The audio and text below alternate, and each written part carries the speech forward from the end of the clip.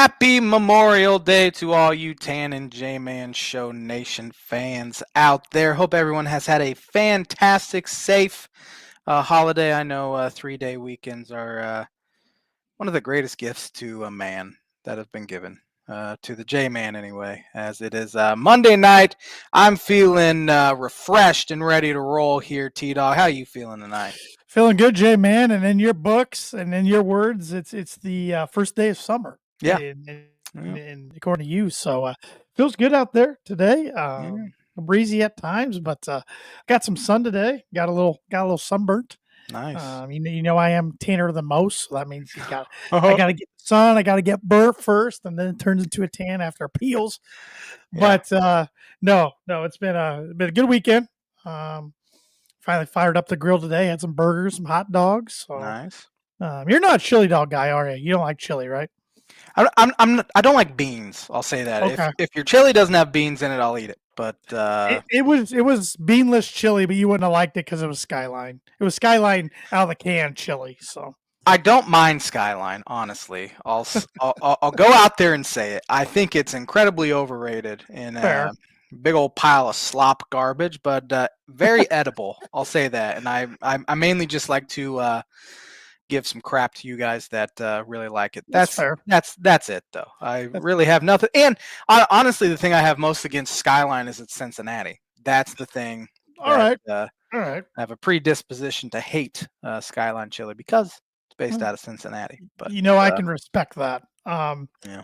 I'll drop a I'll consider Skyline fast food. I'll drop a fast food take for you that I'm sure I'm going to get some heat from the Tan and J-Man Show Nation on, because and I've only ate this place once, and I understand why people like it, but I think it's vastly overrated.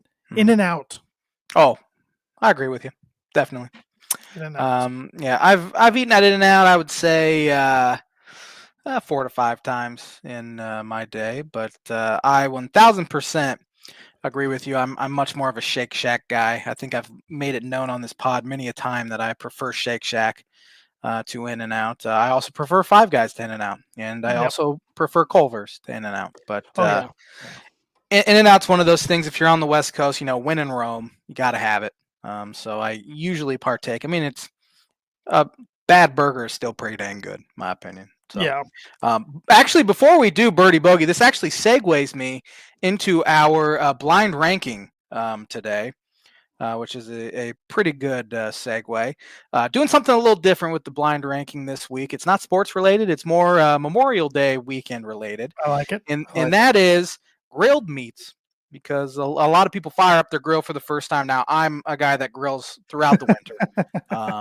I keep a cover on it. I grill 20 below, 20 below is kind of pushing it, but teens I'll be grilling. But yeah, blind ranking, I have 5 of the most, I would say the most popular meats to throw on the grill. So starting with hot dogs. Oh, man, I had a feeling you were going to start off with hot dog. Mm-hmm. That's a tough one. But we're talking about on the grill. Mm-hmm.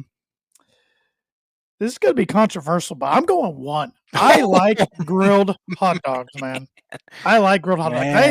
I ate 3 of them today. Could easily eat 4 chili dogs, but I wanted to save room for dessert, so I didn't push myself. Yeah. Oh man, 1. That is. It's bold. It's bold. I don't know what else is coming. And my backfire. Well, that's your ranking and your preferential taste. Yeah. So it's hard to argue with you if that's what. Still, my backfire on me. So we'll see. It could, but I'm gonna say it doesn't. Okay. That's my thought. Just knowing you as a person. But number 2, cheeseburgers.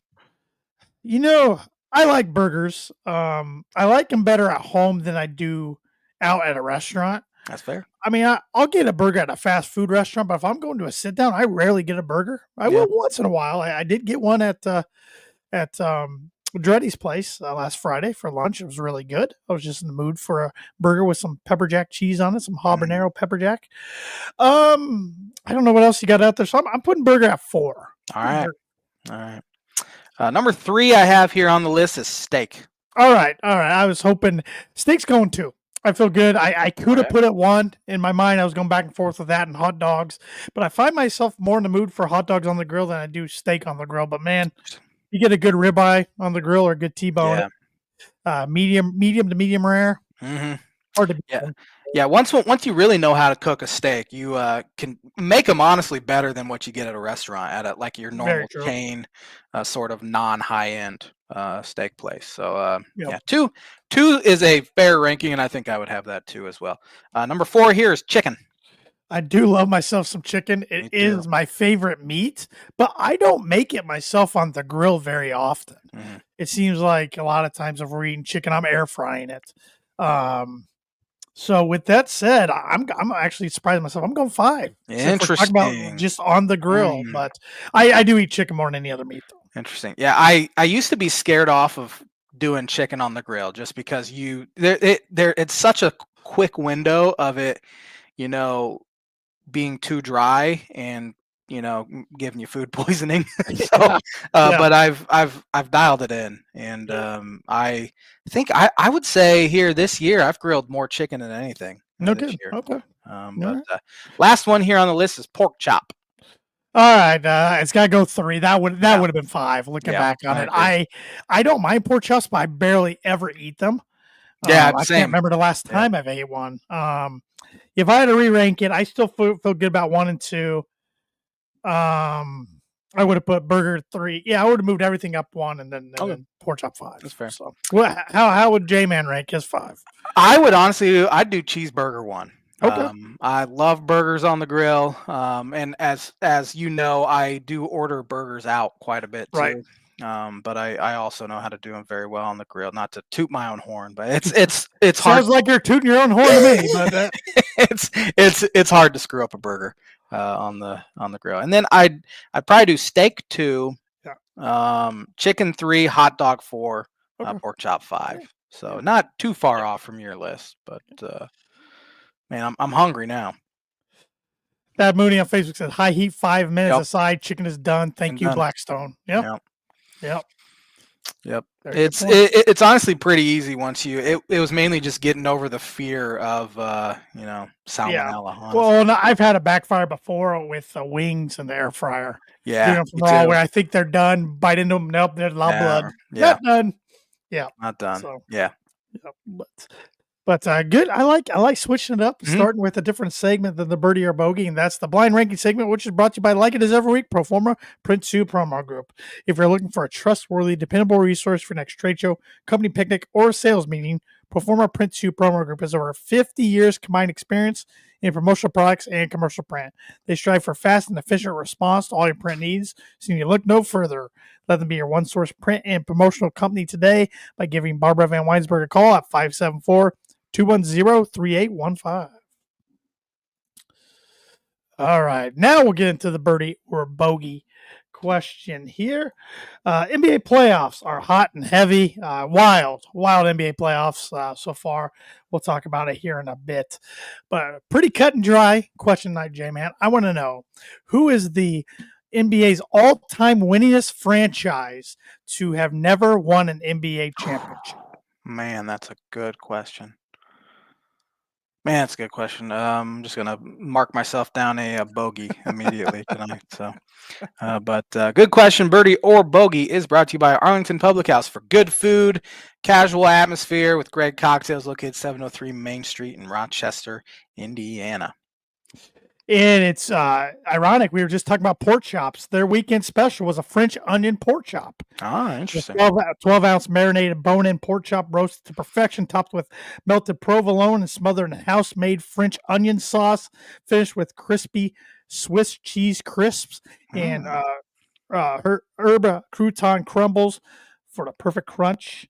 Served over creamy spinach and with some garlic mashed taters, all for just $35. Sounds So pretty dang good. it was available for just this past weekend only. So if you missed out, you'll have to wait till they offer next time. Have they started their summer hours? Yes, they Now? started last week on the Okay. 20th. So their hours are now, of course, they're close the day, and they're always closed on Mondays, but they're closed the day for Memorial Day. But you got Tuesday through Thursday, 4 to 9 p.m., and Friday and Saturday, 4 to 10 p.m. at the Arlington Nice. Public House. Yeah. Stop on by, like J-Man said, for a good upscale cuisine, cocktails, and a casual atmosphere, and you won't be disappointed. Sir. Yeah, the NBA playoffs, man, wild. It's if I had to define the 2025 NBA playoffs, I'd define it as some parity and new blood showing up and unbelievable comebacks. Yeah. I mean, it started with the Pacers in game. Was that game 1 or game 2 or both? Of you mean The Western or the Eastern Conference Finals? That was game 1. Game 1. Okay. Yep. Down, what was it, 14 or 15 with 4 minutes left, down 9 with 50 seconds left, and somehow we're able to force overtime on a miracle shot by Halliburton there, where it bounces up. You never get that sort of roll ever, and it was incredible. And then last night, Knicks do it, down 20 in the second half, and I think it was the second half. I haven't watched a single second, I'll be honest. They were down 20 midway through the second. Okay. I didn't watch any of last night's game either, but I was following it on my phone. They closed at the 14 and a half, and the Pacers still had a steady lead for a majority of the second half, and then fourth quarter came, and it just fell apart. Yeah, Tibbs kind of shook his rotation up a little bit, moved Josh Hart to the bench to start the game. He ended up playing starters minutes anyway, and a couple other role players stepped up, which that is very rare for Tibbs to do. He likes to run his guys, 48 minutes out there, and I think he realizes he needs to get these guys some rest. Eventually took him, 15 years to figure that out. After, I saw a tweet today. It was like Jalen Brunson played 48 minutes against the Charlotte Hornets this year, but now he's taking time off in the second half against the Pacers, down 2-0 in the Eastern Conference Finals. In the Eastern Conference Finals, it's just kind of weird how that's shaked out. But massive win for the Knicks. Obviously, you go down 3-0, you're likely done. Oh yeah. So now I feel like they have some confidence and some momentum back on their side, and we'll see how the final 2 games here in Indianapolis shake out. Yeah, game 4 is huge tomorrow. I honestly think whoever wins game 4 wins the series. Yeah. Do they do, or is it just the finals where it's 2-2, 1-1-1, or is it 2-3-2? I'm gonna look it up. I think it's 2-2, 1-1-1. Okay, because I know the finals is 2-2, 1-1-1. Yeah. But I think the first 2 rounds are 2-3-2. Let me look it up here. It's been a long time since I've really followed the NBA, so bear with me. Tan and J-Man Show Nation. Let's see here. NBA playoffs. This could take me a little while to find. Come on now.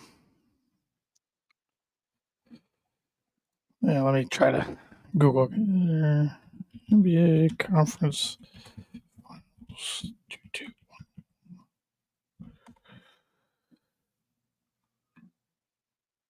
It's 2-2, 1-1-1. It looks like. Yep. Yep, I just found it. So. Yeah, they play Tuesday night, and then in Indianapolis, and then Thursday night in New York. Yeah, and I should have known that, because after game 2, they were making some remarks. TNT like the Pacers don't want to come back here for game 5. Like, they definitely don't want to come back here. Yeah. Pretty much saying that the Knicks would win game 5 at the Garden, but. Well, they didn't win the first 2 games at the Garden, right. So right. But yeah, Karl Anthony Towns was fantastic last night, and he finally looks like the player that they paid $50 million to this year in the playoffs. So bold strategy by Miles Turner to attempt more threes than get rebounds last night. That's kind of been his game, hasn't it, in his career? I don't think he's much. I mean, he's 7 foot tall. I don't think he averages much more than 6 rebounds a game or shot blocker, but he's not a big time rebounder. No, not a big time rebounder. And I don't know if that. I mean, I know sometimes rebounding is a skill. A lot of it has to do with grit. I mean, you look at Josh Hart. Is that his name? Yeah, Josh Hart. Over 9 rebounds a game this year, and he's 6'4". So it's just toughness. A lot of it is toughness, and Miles has never been the biggest guy as far as beef goes. He's tall, but that doesn't always translate to rebounds. I mean, you look at Brook Lopez's career. I mean, he's been a great NBA player, shot blocker, but he's never averaged much more than 7-8 rebounds per game in his career. And I think now at the later stage of his career, he's more 4 to 5 rebounds a game. But he impacts the game in so many different ways that I think that's kind of Miles Turner in a nutshell. Did you see that the NBA is allowing Tyrese Halliburton's dad to return to games starting tomorrow night? Oh, interesting. Hopefully he doesn't pick a fight with Jalen Brunson or somebody. He's probably learned his lesson now, but I do think it's time to let him back. Yeah, he's been gone for series and a half now already. Yeah. So it's I don't think he'd be stupid enough to do that again. He shouldn't have been stupid enough to do it the first time, but he was. And yeah, maybe that'll add something to the Pacers. Who knows? I think tomorrow night's also the game, the New York firefighter that got hit with all that trash and stuff after the Eastern Conference Finals matchups were set. I think he's coming into Indianapolis for game 4 as well. Man, must pay to do stupid things. It does sometimes. You get your 15 minutes of fame, and you get free tickets. I'm sure to. Is it McAfee that's bringing him in? No, it's Halliburton. Oh, Halliburton. It was on the McAfee show where it got all set up. He was a guest. Halliburton came on to a surprise of the guy, and Halliburton said, "We'll fly out, get you boarded up. You and the guest of your choosing, get you boarded up. Tickets on me, flight on me, hotel on me." Like, all right, what stupid thing can I go do to get? I know that's our problem. We don't do asinine things, and we never get free stuff like that. It's not fair. Or when we did, nobody saw it. Right. I mean, there's multitude of evidence against us that we've done a lot of stupid things here in the 33 years we've been on planet Earth. But they've never been stupid enough to have anything come to fruition for us. Didn't go viral. Yeah. Wrong place, wrong time. I know. Aaron Naismith is a game time decision tomorrow night for the Pacers, which would be big. Yeah, he was kind of the reason they came back game 1, wasn't he? Yeah, shoot 8 and 9 for 3. That helps. Yeah, that flamethrower at the end. My gosh, that definitely helps. Yeah, he couldn't miss. Just couldn't miss. But yeah, we'll see. Game 4 tomorrow night. Pacers, I believe, are 2.5 point favorites. Let me check real quick. I know Game 4 of the Thunder and T-Wolves are tonight. Thunder 3.5 point favorites on the road. Yes, Pacers 2.5 point favorites tomorrow night. Thunder took it to Minnesota game 1, and then Minnesota absolutely shellacked them in game 2. They were up 40 at one point. Game 3. It's game 3. It's game 3 tonight, right? Or is it 2? This is game 4. Haven't been paying attention. What's the series at? 2-1 Thunder? 2-1. Yeah. Haven't been paying attention. Yeah, Thunder beat them. Let's see here. Thunder beat them last Tuesday, 114-88. Okay. And then on Thursday, 118-103, and then the Timberwolves beat them Saturday night, 143-101. Well, we're barely hearing about that series because it's all about the Knicks. So that makes sense. You're right. I think the Thunder get that one done. I do too. I think they get done tonight. Yeah, they win tonight, but I think it goes 6. That's my guess. I'll say 5. I think they get done 5. I think Minnesota at least beats them one more time, and you put Terrence Shannon in, good things happen. Clearly, I think he played 13 minutes in Game 3 because they needed some sort of spark, and he put up 15 points. There you go. Barely playing any non-garbage time minutes here this postseason, but there you go. Yeah, there you go. And the NBA finally revealed their 2025 or 24-25 season MVP. Yeah, the free throw line, SGA, free throw merchant, getting there, throwing his head back. They got to figure out something. Jalen Brunson's just does it too. At it. Yeah. And they get bailed out constantly. So there's something the NBA has to do. I don't know what you do. But it was supposed to get better in the playoffs, more physicality, all of that, but it's kind of been the same thing that's played out in the regular season that's happening now. So good old Melo Trimble used to do that at Maryland. Oh yeah, he was kind of the first one I can remember throwing his head back in Big Ten play and getting the calls. Then it started becoming a normal thing. I mean, Terrence Shannon got to the free throw line a ton last year because he'd do that too. So if it helps my team, great. If it is against my team, I hate it. So it's kind of one of those things. 100%. Yeah, it's kind of one of 100%. those things. But. Somebody has to walk before the others run, right? Exactly. Yeah. Exactly.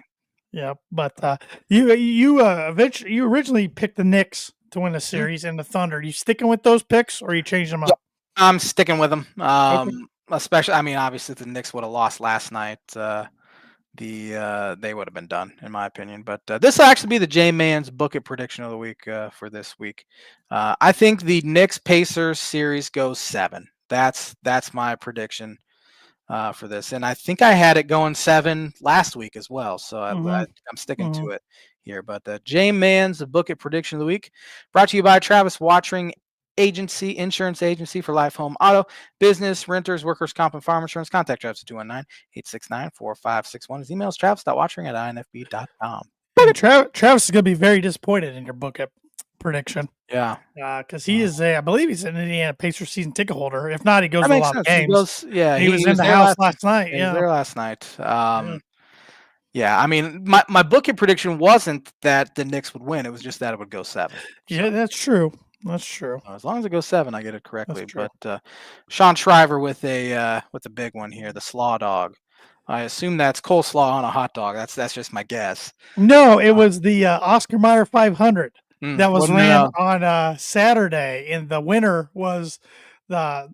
They all named their Oscar Mayer weenie mobiles, and the winner was Slaw Dog. Oh, my mind immediately went to food. That's how That's locked all in right. I am on That's the all right. meats. And I like hot dogs, and I love coleslaw. So Have you ever had a Slow Dog? I'm sure I have. Yeah. I know I've had a hot dog with like pulled pork on top and Yeah. coleslaw, but no, I don't know if I just had coleslaw. But that sounds pretty delightful. There you go. Yeah. But it was interesting. He asked my dad and I about that the other day. We're like, we have no thoughts. I said it looked like the crowd was enjoying themselves. I mean, it was kind of cool seeing the weenie mobiles race around the track a little bit. I did see that on Twitter. Now that you mention it, Yeah. I saw a clip of that. But. Yeah, but the Indy 500 was ran over the weekend. Yesterday, of course, it was the 109th winning with Alex Palou winning. He's a young stud driver, I guess I'll call him on the Indy circuit. He's the first Spaniard to win the Indy 500, which is pretty cool. Is it true he's won 6 of the last 7 races he's been in? Yeah, That's he's ridiculous. Stupid. I think this was his 16th win on the IndyCar series overall in his career. First Indy 500, of course. But yeah, I mean, I was out and about doing other things with family yesterday, so didn't catch when we got home. The race just ended, so didn't catch any of it. But yeah, the payout for the Indy 500 reached an all-time high for the 4th consecutive year. The ratings were at best going back since 2008. It averaged over 7 million viewers, with I think it topped out at like 8.4. Wow. But it was also not blacked out around Indianapolis for the first time in like 9 years because it was a sellout for the first time in 9 years. That helps when more people can watch. Of course, the ratings are going to go up. That's pretty stupid. They still do blackout. It's so stupid. So stupid. Yeah, just dumb. But it was a good weather day for the 500. I mean, a little chilly, probably actually in the 60s, but it wasn't 95 and scorching like it has been a lot of times. I'm sure they preferred this weather than that for sure. Marcus Ericsson, who was second, got penalized today and had dropped to a 31st place official finish. Oh, what happened? What? Let's see here. He failed inspection. Let's see what he failed it for. Post-race inspection revealed unimproved modifications to their vehicles. Oh. So he and Kyle Kirkwood, who's a part of the Andretti team, who finished 6th, they were forced to forfeit both their prize money and championship points. Ouch. I bet somebody's getting fired. So, yeah. So they, and then both teams were each fined $100K. And the competition managers for both have been suspended for the upcoming race on the streets of Detroit. And it says the IndyCar said the modifications made by Andretti Global were to the energy management system covers provided by Delaria, the company that provides the chassis for the NTT IndyCar series. The rulebook states that those parts must be used as supplied. So they obviously modified them instead of using them as spec. So I'll be honest with you, cricket sounded more familiar than that sentence you just said. But there's another. I mean, there's another guy who got failed an inspection who was finished 12th, and now he's labeled as the last place finisher. So How do they let them race if they fail inspection? Unless the inspection's afterwards? It seems like they do the inspection first. they do inspections during the week, but they also do post race inspections because you can make modifications during the race That's fair. Yeah. and right before. I don't know. That, I don't makes know. sense. Yeah, but the guy I picked back in January, McLaughlin, he wrecked on the pace car lap. He didn't even make the green flag drop Nice. of the race, which I felt bad for him. You never see that happen. Yeah. I don't know, but he manned up, faced the media. A lot of people would cower and not face the media. Rory McIlroy won't even talk to the media 4 days of a major when he's not playing well. So I gained some respect for him doing that. So yeah, but I don't know what you would drink if you were an IndyCar driver to win the 500 because you don't like milk. No, cow pus, what I call it. So oh man, what would I drink? I think there was a guy one year that was lactose or something. I think he was able to drink maybe water or something, but I'd probably I don't drink know. water. Yeah, water would be the safest bet. Oh yeah, milk's disgusting. See, Tom Brady got booed heavily when he was announced at the 500 yesterday. I didn't see that. That doesn't surprise me though. The Colts fans. Still getting booed. Colts fans living in 2009, per usual. Yeah, he took part in Fox's broadcast, but he performed a ceremonial first lap with Jimmy Johnson before the race. So prior to that lap, he came out in a racing uniform. He was announced to all the fans, and he was booed pretty loudly, but he was smiling and taking it in. Yeah. So he's used to that. Gets booed about everywhere he goes. Yeah. So I know we're jumping all around here, but speaking of Colts and booing and everything, Jim Irsay, longtime owner of the Indianapolis Colts, passed away at the age of 65 last week. I know he had some health problems, over the past few years, but I still think it came as a surprise to everybody. Yeah, I would say. I was very surprised he was only 65. To be honest, he looked much older than that, and you could tell he was having some issues. But he was I would say a fairly well liked owner by Colts fans. He was kind of a character a little bit, but he'd always tweet out whether the roof was going to be open or closed that day, which was kind of his funny quirk he had. But a very interesting guy for sure as an owner goes. Yeah, I think he did a lot for the city of Indianapolis. I think he really had a passion for that. And I mean, the Colts have won a lot. They've been a good franchise. Don't get me wrong. They probably should have had one more Super Bowls under his era than one. Probably. They ran into the Patriots. They did. And then the one they made, they got Sean Payton in the second half. Onside kick turned the tide of the whole game. So, but if it wasn't for him, I mean, who knows where the Colts would be at? I believe one of his daughters is going to take the reins over. I think that's been the plan for a long time, anyways. So we'll see what happens going forward with the franchise. Yeah, they were pretty garbage there for a while before he got. I mean, I think his dad owned them, right? And he's the one that moved them from Baltimore to Indianapolis. But they were pretty bad from the 80s and 90s for the most part until Peyton got there. So he was able to sustain it a little better than his dad did. Yeah, they did make that AFC Championship in the early 90s or mid 90s against the Steelers. Yeah, and that, nowadays it would have been interesting with all the replay system and the challenges and everything.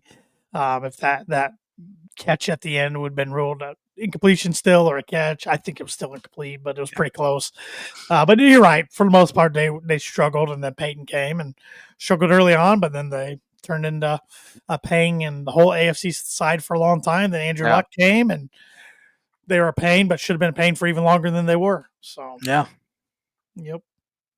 And when Andy was there, I never viewed them as a Super Bowl contender for whatever reason. They were good. Don't get me wrong, but I mean, Tom Brady was still there, so that might have been why. But and they did get to one AFC Championship game with Andy, and that was Deflategate, right? Deflategate, right? Yeah. Nope, it was Deflategate when the Patriots beat the Seahawks. Yep. Oh, okay, that was that year. Yeah, because Andy went into Denver and beat Peyton in the playoffs. I remember that. Yeah, that was And one John of Fox's last game as Denver's head yeah. coach. Yeah, That might have been the last time I rooted for Denver, honestly, that's fair. or the Fair. last time I rooted for the Colts. I don't really remember. Now that I That's think about fair. That's well, and you know, you talk about Colts running the Brady. Well, even the Andrew Luck years. I mean, Denver got the it. two Super Yeah, Bowls in yeah. that time frame. Brady So, and Peyton. Yeah. yep. And the Steelers weren't Flack, slouches. yeah, Flacco. Flacco. Well, that Flacco year wasn't. Andy was still in college, I believe. Yeah, that was No, 2000, that was no, 2011. he wasn't. That was 2011, wasn't it? No, the Was it Flacco 2012? year was Manning's first year in Denver. Okay. Oh, so that would have been Luck's rookie year. Yeah, yeah. But they weren't really a threat then. They got to the playoffs, didn't they? Yeah, they did. I think now Yeah, that I think about it, because that wasn't that the was that the year they had the crazy comeback against the Chiefs at Lucas Oil in the playoffs. that was either year one or year Or year two. I two. think. Okay, I don't. I don't remember. okay. All's a blur, kind of. Yeah. Yeah. I remember that was the same year that Notre Dame had their run Yep. too, so it was kind of brutal. Well, Indiana was a 1 seed in the Yeah, tournament. it was rough for fans that hated all three of those teams, Yeah, and Purdue was god awful in football and basketball. So, yeah, Notre Dame had a ton go their way, and I remember the Colts. It was kind of the same way; they had a ton go their way that season. But well, actually, Purdue was no, it was the next year they were god Purdue awful. went 6-6, weren't Yeah, they? that was 6-7 after a humiliating part of Dallas bowl loss to the Oklahoma State Cowboys. Yeah. But I digress. One thing I did want to bring up before we do on this day, and we were talking about NBA playoffs earlier, and we were talking about how it's been kind of known as crazy comebacks. In your sports fandom, what are some of the best comebacks? We're actually going to go positive. Best comebacks you can remember your teams making. I mean, number one that pops out is Game 4 of the NLDS against San Francisco Giants. Down 3, ninth inning, we get KB leads off with a single, Rizzo walks, Zobrist doubles. So now it's a two-run game, nobody out, second and third. Wilson Contreras pinch hits for. It was originally Russell, then it was Coughlin, but they brought in a lefty, so then they put in Wilson Contreras. It's a two-run single up the middle. Hayward, terrible bunt, but Brandon Crawford throws it away. Hayward ends up a second, then Javi hits a RBI single to essentially win it, and then Aroldis Chapman went 1-2-3 in the ninth. That is the number one comeback in my mind. I'm surprised. I thought there would be another one, number one, in your mind. I mean, Illinois basketball didn't win the title that year, so maybe that's why. Okay. But yeah, the down 15 with 4 minutes left was pretty crazy. Dolphins, there haven't been too many. Maybe in Baltimore, down huge, and Tua throws 6 touchdowns. That's one. There was a comeback that Illinois basketball made in 2008, Big Ten ACC Challenge. 2007 or 2009, because it was Brandon Paul and DJ Richardson's freshman year. They were down 21 at half at Clemson and came back and won. That was pretty good. Yeah, I would say those. I would say the Cubs won. Yeah, of course. I guess Cubs didn't have too many come from behind wins in the rest of the playoffs. I don't think that were substantial anyway. They might have been down a run in the third or fourth inning and came back and won. But yeah, Cubs Giants Game 4 NLDS 2016 is my top in my opinion. Another thing I need to mention about the NBA that I forgot to mention, and I just want to get it out there. It's interesting. The Pacers are 10-0 when not in game threes in the playoffs, but they're 0-3 in game threes. That's weird. Yeah, really weird. That's a weird stat. Really weird. For me, think of the Broncos. First off, was that Peyton's first year in Denver, 2012 season. They were down 24 at half in San Diego at the time on a Monday Night Football game. Came back and won in regulation, and then that speared them to like a 12-game win streak. So they were really struggling out the gate. Everybody's like, "What the heck's going on?" Like, did they just make a huge mistake signing Peyton to a 5-year, $96 million deal, coming off neck surgery, and then they really got going. Can't really think of any other comebacks. Purdue football back in 2001, they had a big one up at the Metrodome against Minnesota, which they hit a stupid long field goal to force overtime. They won in overtime, and even to get into field goal range, they had the ball, I think, with inside the 5-yard line and had to drive down the field with like 30 seconds to go and did it.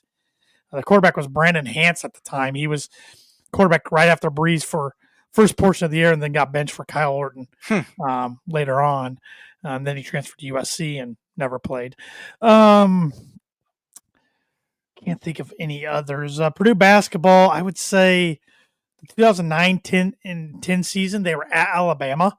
The same night Mark Ingram was announced Heisman Trophy winner, and the place was rocking. Purdue was down pretty much all game, but kept scratching and clawing. And Chris Kramer actually led the comeback with an offensive performance in the second half. Kind of 9 minutes to go, they really made a charge and ended up winning that game. But like when I think Purdue football or basketball coming back, it's a lot of times they'll make a valiant comeback and still lose at the end. Still lose. Yeah. So I just can't think. I'm sure I'm missing others. I just can't think of many. I mean, as bad as Purdue football was last year, if they would have won at Illinois, that would have been a heck of a comeback, but they couldn't get it done in overtime. So I don't even think of that. I'm sure there's other Bronco ones, but I don't know. I've tried to think about them today when my dad mentioned this topic to me, and I just couldn't think of too many. I could think of like plenty of games and moments that don't involve my teams, but not ones that involve my teams really. Yeah, a regular season one that I can remember as far as Illinois basketball is the Tyler Griffey buzzer beater. I think they were down. I think they were down 10-12 with about 5 minutes left, and DJ Richardson had, I think, 10 in a row to tie it, 10 or 12 in a row to tie it, and they end up, Tyler Griffey buzzer beater. But there's got to be some from the Underwood years that where they were down big and came back. I remember they got down 18-20 within the first with 5 minutes left in the first half at Penn State in 2020. The COVID year with no fans there, and they ended up winning by 18. They were down. One that really stands out was that same year they were down 15 at halftime at Northwestern, and I remember hearing that Underwood didn't even go into the locker room at halftime. He just wanted to see if his team would work it out, and Illinois outscored them. I'd have to look it up. It was like 52-8 in the second half. I think it was just an absolute whooping. I'm gonna go look it up real quick now that you got me on the topic, but it was an absolute. I'm impressed you can remember details of that season, because that season is just a blur. It was weird. I don't remember anything.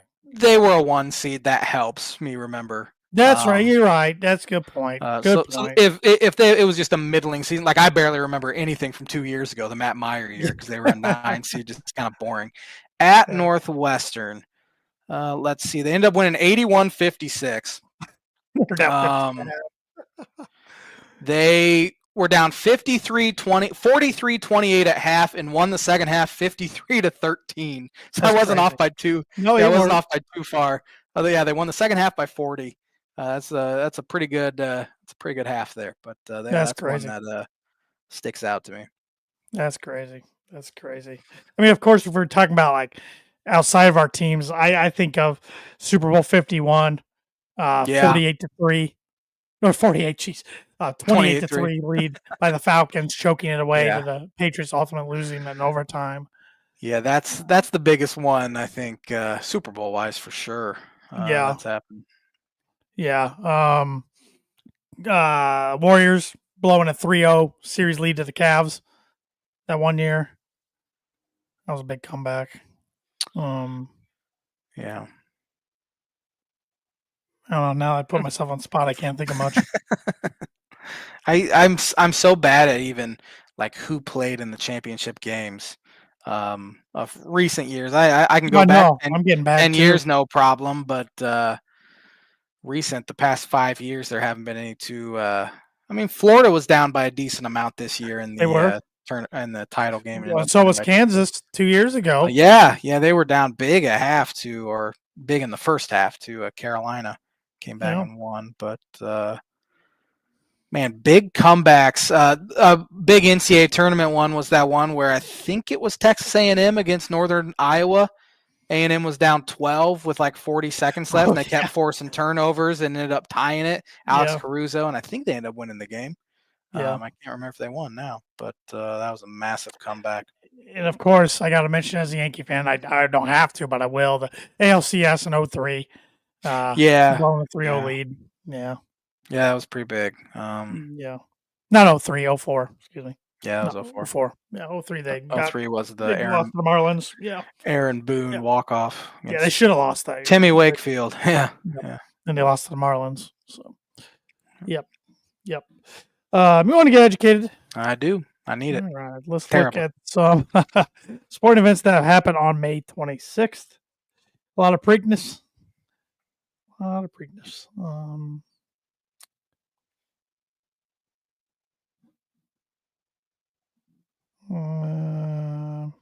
Wednesday, 1925, future Baseball Hall of Fame center fielder Ty Cobb was the first to collect 1,000 extra base hits when he doubled in the Tigers' 8-1 win against the Chicago White Sox at Comiskey Park.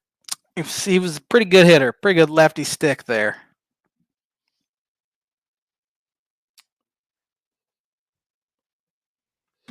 I had to read this to make sure I'm reading it correctly.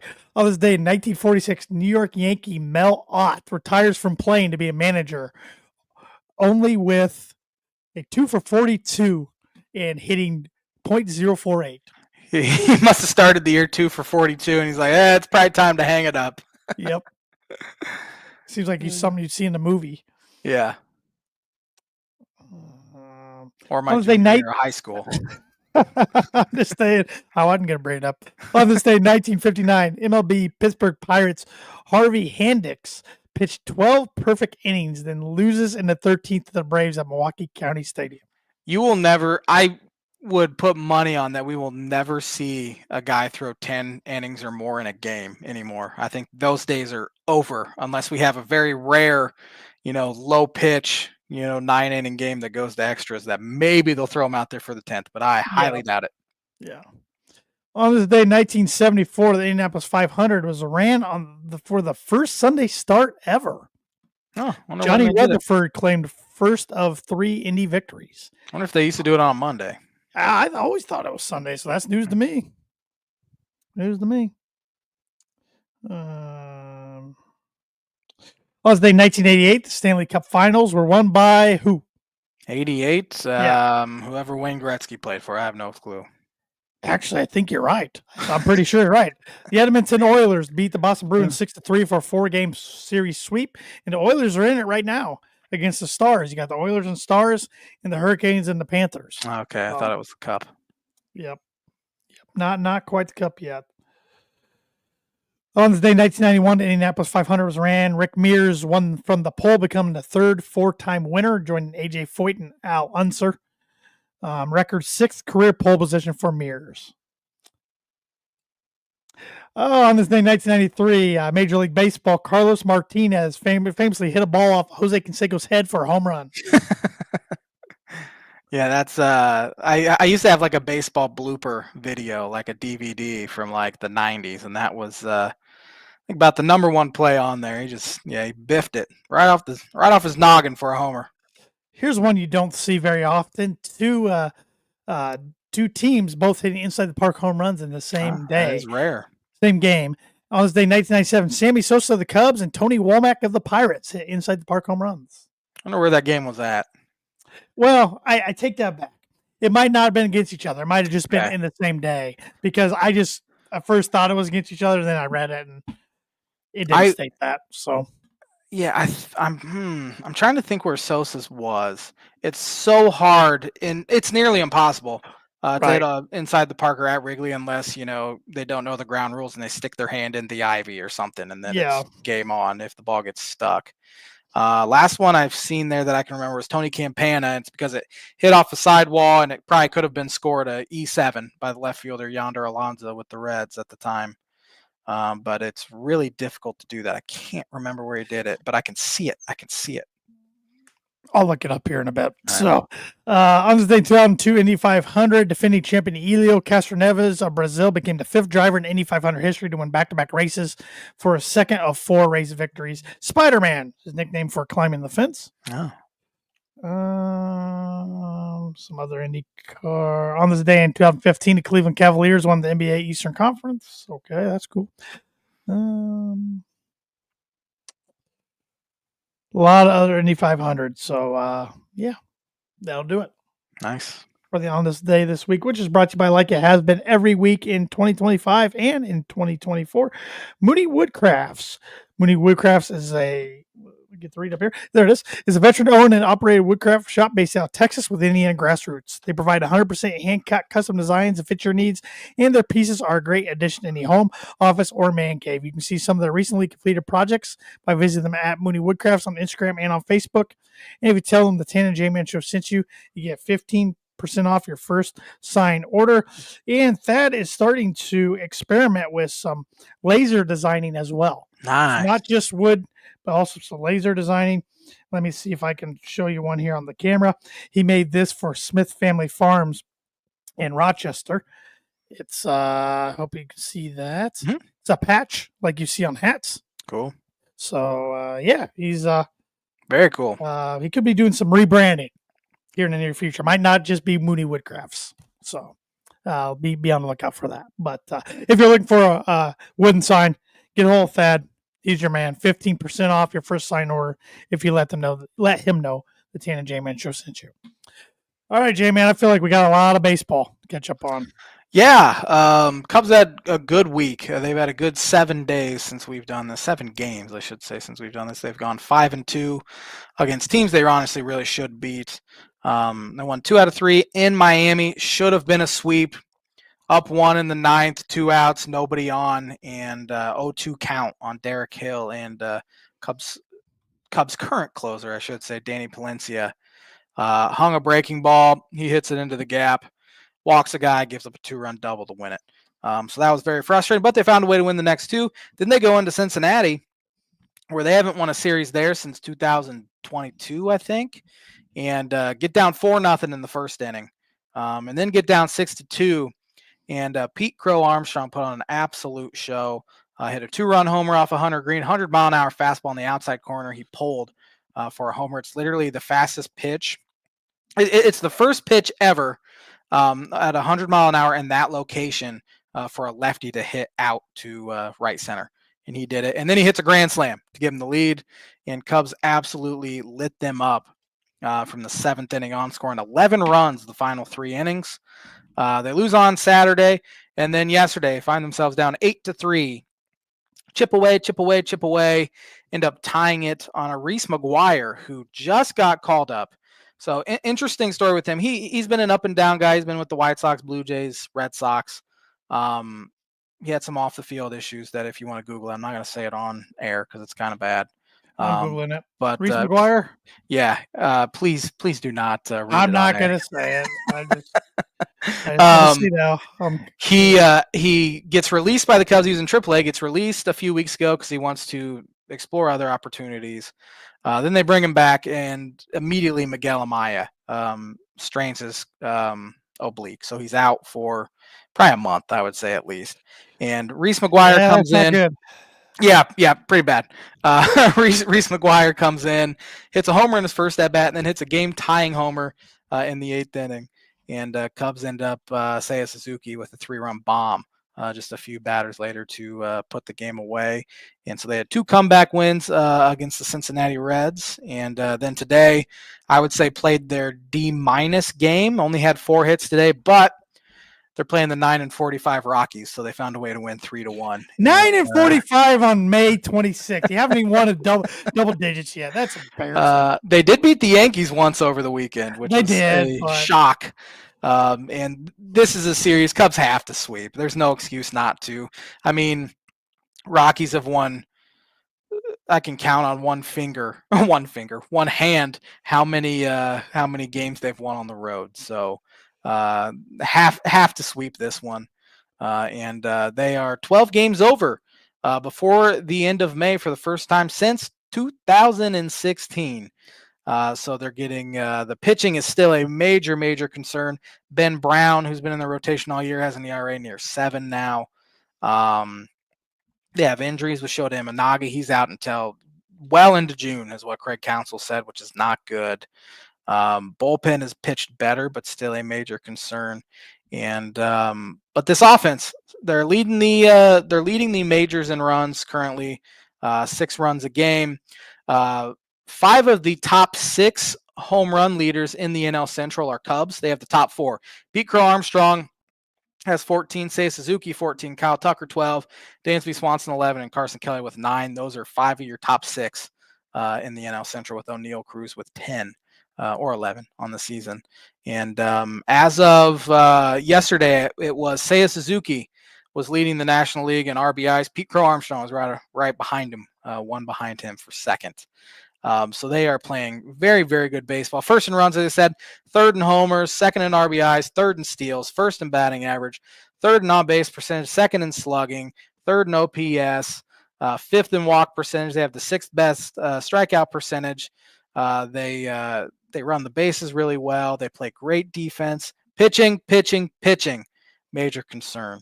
And then division-wise, they're 3 games up on the St. Louis Cardinals, who have won 16 of their last 21 games, and they've not gained really a single game on the Cubs. So that's a very good thing to hear. And hopefully this week they can win, 5 of 6, and then schedule gets a little more difficult. They do go to Washington, who's not very good, but they haven't had good success there. Then they go to Detroit, then they go to Philadelphia. So a tough road trip coming up, and they need to bank wins when they can. But Sean Shriver, did you see where O'Neill Cruz of Pittsburgh hit the fastest home run in StatCast history this weekend? I did. 122 miles an hour. That's an hauling. absolute laser beam.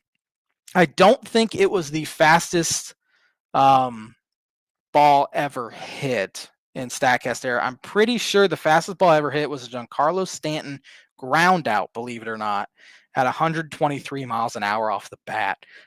Hit right to the second baseman.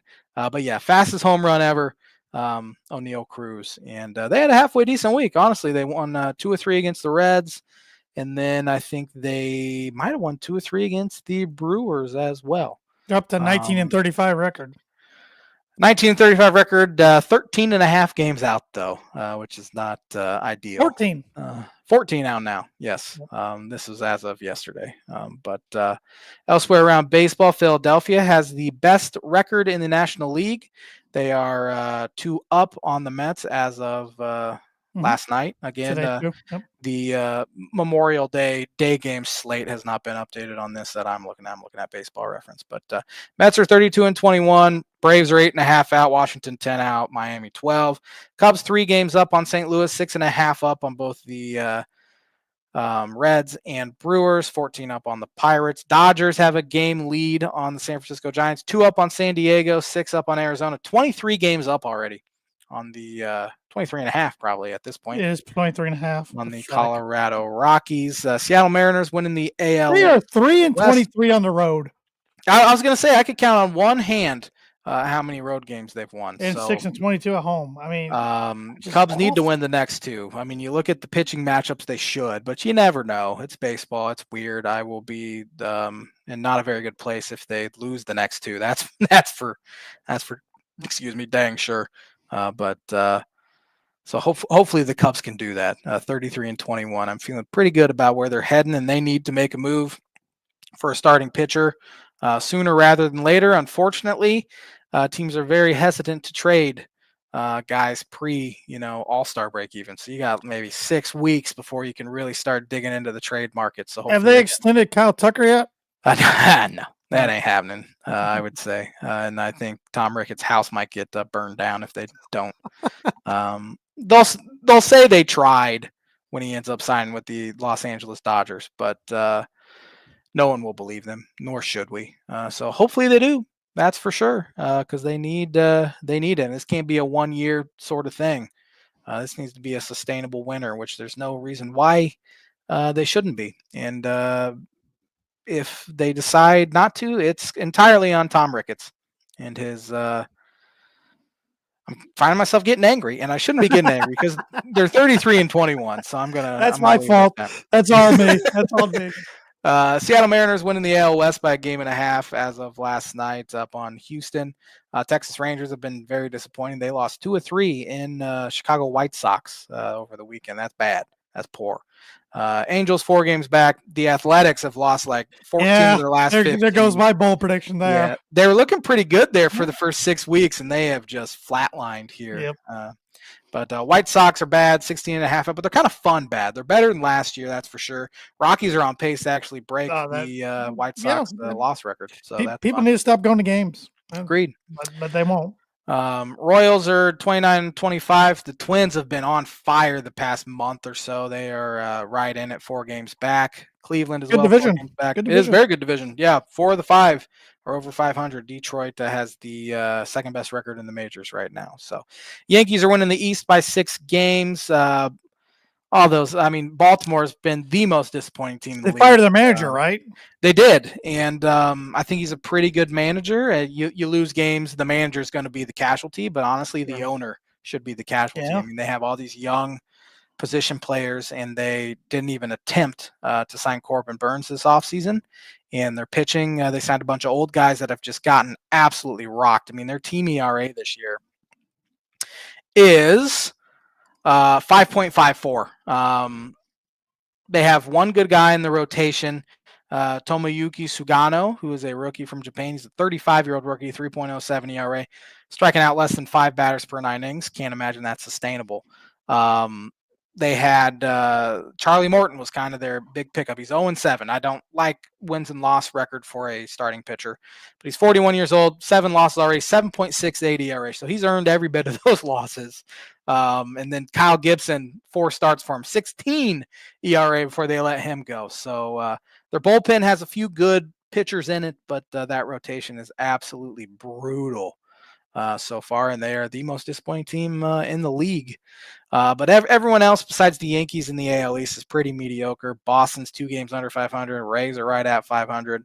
Toronto Blue Jays are a couple games under. So pretty disappointing from some of those teams that you'd think should be competing significantly better than they are. But yeah, baseball.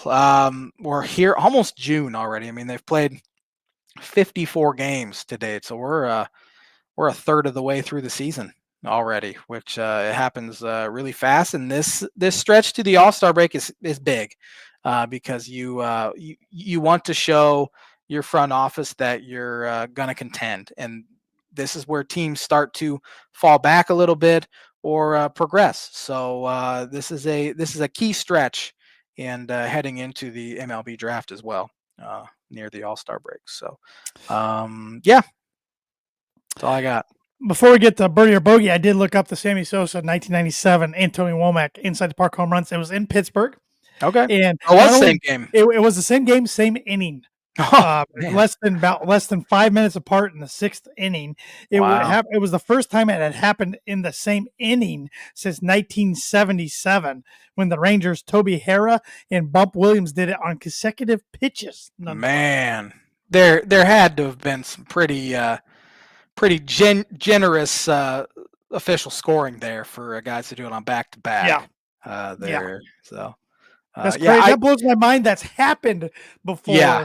Even in the same inning, so definitely. And Sosa could run for sure back in the day, but Tony Womack could fly. He's a little left. It's a name I hadn't thought of in 10 years. He was with former Pirate, obviously. Diamondback. He was he on the Cubs for a little bit? For a month, maybe. Okay.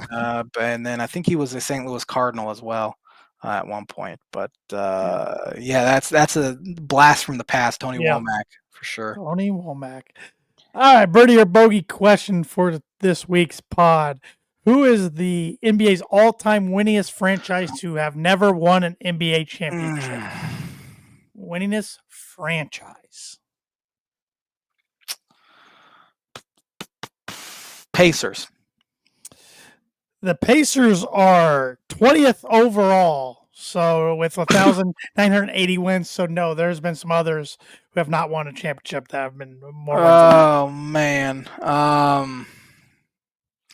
I thought it might be the Pacers, but I thought that was too obvious. But then I thought, maybe that's the trick question part of it. That same thing I did to my wife. I gave her this question. She went Pacers because she thought I was tricking her with too obvious, not too obvious thing. You know, inside joke. Her judgment's been a little poor here the past. Classic. Man, who has not won an NBA championship? Utah Jazz. Really good guess. They're 17th all time with 2,194. This team is 8th all time on the NBA wins It's list. probably gonna make me mad, isn't it? No, I don't think so. The Sacramento Kings. Yeah, doesn't make me mad. 2,788. Crazy Any thing other- is, they are the all-time losingest NBA franchise with 3,299 losses. They've been around for a long time. Yeah, they have. Clearly. They have. So, Hmm. yes. Well, Yes. another bogey in the column for That the was a tough one. Tan and J-Man show. So we'll be back at it with another episode next Monday. Have a fantastic week, everybody.